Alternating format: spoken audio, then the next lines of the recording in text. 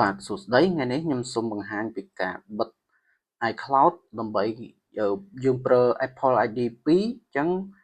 រាល់រូបភាពវា share ចូលទៅទូរស័ព្ទមួយទៀតអញ្ចឹងយើងបិទមុខងារ iCloud យើងចូលមកកាន់ setting ចូលកាន់ setting អ្នកនរគ្នាចុចនៅលើ Apple ID iCloud នេះអញ្ចឹងហើយអ្នកនរគ្នាចុចនៅលើ iCloud នេះនៅត្រង់នេះដែលអ្នកនរគ្នាត្រូវបិទយើងចូលមកកាន់photo បន្ទាប់មកបើសិនជាកន្លែងនេះលោតសញ្ញាពណ៌ខៀវអ្នកនរគ្នាត្រូវបិទនេះអា share ល្បូមអញ្ចឹងរាល់អ្នកនរគ្នាប្រើ Apple ID មួយក្នុងទូរស័ព្ទពីរអញ្ចឹងរាល់រូបភាពវា share ទៅវិញទៅមកហើយអញ្ចឹងអ្នកនរគ្នាកុំឲ្យវាចូលច្រឡូកច្រឡំអ្នកនរគ្នាអាចបិទអាហ្នឹងនៅពេលបើកចេះអ្នកនរគ្នាកុំឲ្យលោតសញ្ញាពណ៌ខៀវចុចបិទមកជាការស្រេចហើយហ្នឹងមួយទៀតអ្នកនរគ្នាចូលកន្លែងមក manage storage នេះ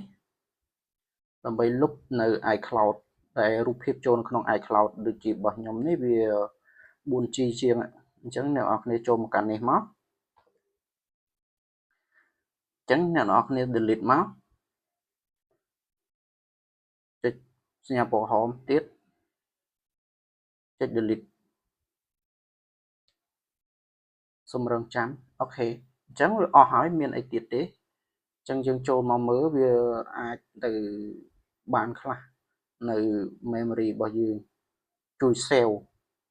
នឹងងាយស្រួលដើម្បីឲ្យទូរស័ព្ទរបស់យើងដើរលឿនជាងមុននេះឃើញអ្នកនរគ្នាមិញវាលោតឡើងពេញអញ្ចឹងឥឡូវឃើញថយមកឡើងអស់អញ្ចឹងនៅក្នុងហ្នឹងវា 4G ជាងមិញអញ្ចឹងធ្វើឲ្យទូរស័ព្ទរបស់យើងដើរលឿនជាងមុនអូខេវីដេអូខ្លីមានតែប៉ុណ្ណឹងអរគុណច្រើន